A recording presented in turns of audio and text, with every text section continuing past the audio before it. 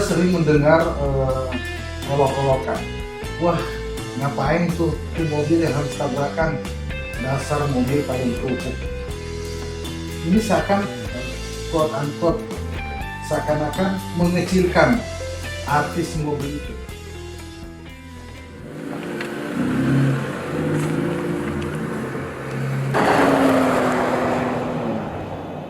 Jumpa lagi di program Smart Drive. Kali ini kita akan membahas tentang aspek keselamatan pada sebuah mobil. Dan ini bisa menjadi acuan bagi Jeep Brothers yang mungkin bermaksud membeli mobil. Faktor utama yang harus menjadi acuan adalah dengan melihat konstruksi mobil itu sendiri. Kalau bicara mobil zaman dulu, kita mengenal namanya leather chassis atau sasis jembatan. Dan ini sampai sekarang masih ada ditemukan pada mobil-mobil model Jeep zaman dulu. Jadi Jeep tahun 70-an, 80-an masih menggunakan leather chassis. Nah kalau sekarang, sasis itu sudah bukan berdiri sendiri, tapi dia sudah bergabung dengan bodi. Ini yang disebut sasis unibody. Nah, berkaitan dengan ini, kita sering mendengar olok-olokan. Wah, ngapain tuh mobil yang harus tabrakan? Dasar mobil kalian kerupuk. Ini seakan quote unquote seakan-akan mengecilkan artis mobil itu, karena dari hasil tabrakannya terlihat bahwa mobil ini remuk.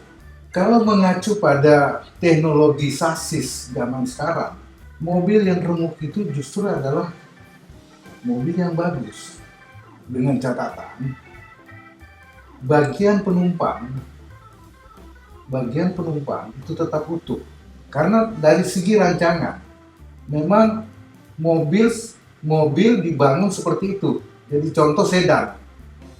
Pada bagian depan atau bagian mesin dan pada bagian bagasi atau bagian belakang itu memang ada bagian-bagian yang sengaja dibikin agar mudah remuk. Gunanya adalah untuk meredam efek benturan.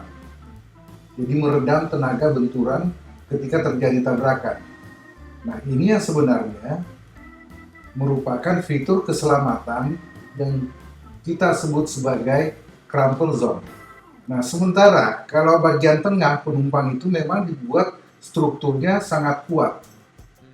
Sehingga walaupun kalau tabrakan depan, bagian depannya hancur atau ditabrak dari belakang, bagian belakangnya hancur, bagian penumpang ini tetap aman.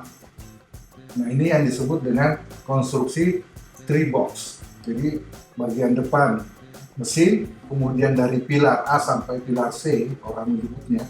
Jadi pilar A yang di depan kita, pilar B pas di posisi jok kita sejajar, dan pilar C adalah di bagian jok belakang.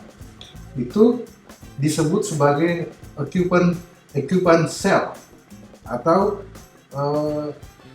kompartemen penumpang yang harus kokoh.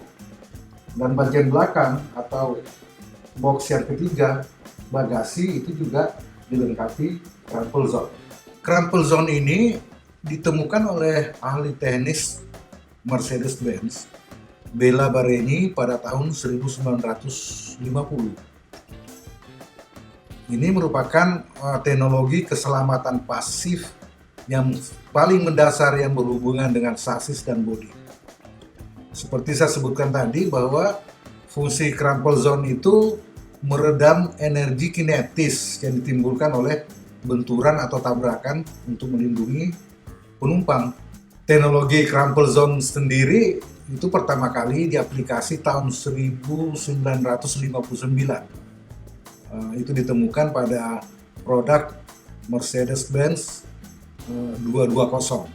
Nah, lewat produk ini, Bareni itu berhasil membuktikan bahwa bagian yang mudah remuk itu akan mengalami deformasi, dan inilah yang menjadi pelindung bagi struktur kabin penumpang yang justru saya katakan tadi harus kuat dan rigid. Jadi kalau disebut itu adalah kaleng kerupuk, ini istilah yang salah.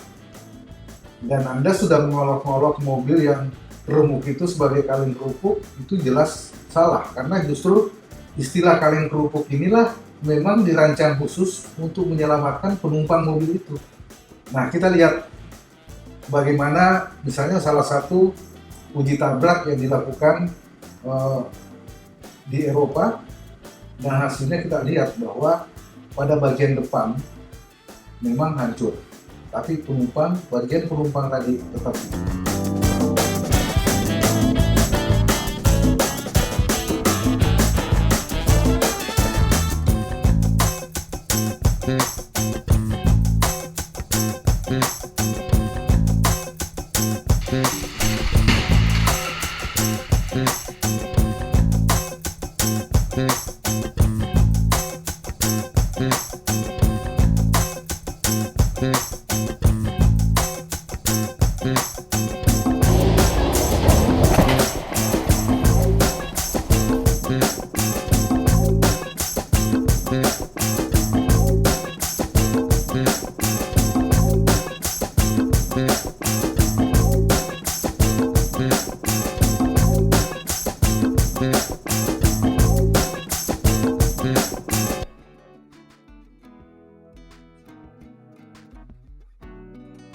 Yang menarik lagi, setelah ditemukannya crumple zone, ada teknologi material mobil yang justru menggunakan bahan plastik. Ini saya temukan misalnya pada Freelander seri 1. Itu fendernya di kiri kanan mesin itu bahannya mirip bahan plastik, sehingga kalau senggolan dia nggak akan tertekuk, paling kedorong, tapi dia balik lagi. Selanjutnya, selain dari sisi konstruksi dan bahan yang digunakan, juga ada bahan-bahan yang lebih advance lagi, dan ini sering digunakan atau banyak digunakan pada mobil-mobil jenis sport atau supercar. Bahan ini disebut carbon fiber reinforced plastic atau CFRP. Ini hampir sama dengan fiberglass sebenarnya. Dibuat dari bahan serat karbon, lalu dianyam bersama material tekstil dan resin. Jadi dicampur, di blend antara fiberglass atau serat karbon dengan material tekstil dan resin. Hasilnya kemudian berupa material yang sangat kuat dan alot. Bahan ini makin ideal untuk keperluan konstruksi kendaraan setelah setelah diperkuat dengan bahan plastik. Masalahnya memang harganya mahal, jadi seperti yang saya sebutkan tadi, itu digunakan banyak di aplikasi untuk mobil-mobil sport yang memang harganya ya tentu berbeda dengan mobil biasa. Keuntungan penggunaan material CFRP ini adalah bodi mobil secara keseluruhan tentu menjadi ringan, dan ini dampaknya antara lain pada konsumsi bahan bakar kendaraan itu sendiri menjadi lebih efisien karena bobotnya kurang. Kemudian tentu dengan bobot yang kurang, dengan tenaga mesin yang besar, otomatis dia akan mendapatkan kemampuan akselerasi dan bahkan top speed yang juga lebih tinggi.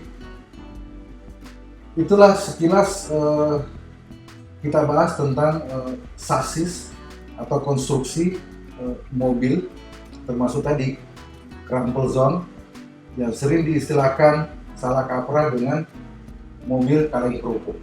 Mudah-mudahan setelah ini kita tidak lagi menemukan istilah mobil kaleng kerupuk dan memahami bahwa itulah sebenarnya salah satu dari piranti keselamatan pasif yang dirancang oleh para ahli, dan penemunya pertama adalah seorang teknisi dari Mercedes-Benz. Sampai jumpa, be smart before you drive.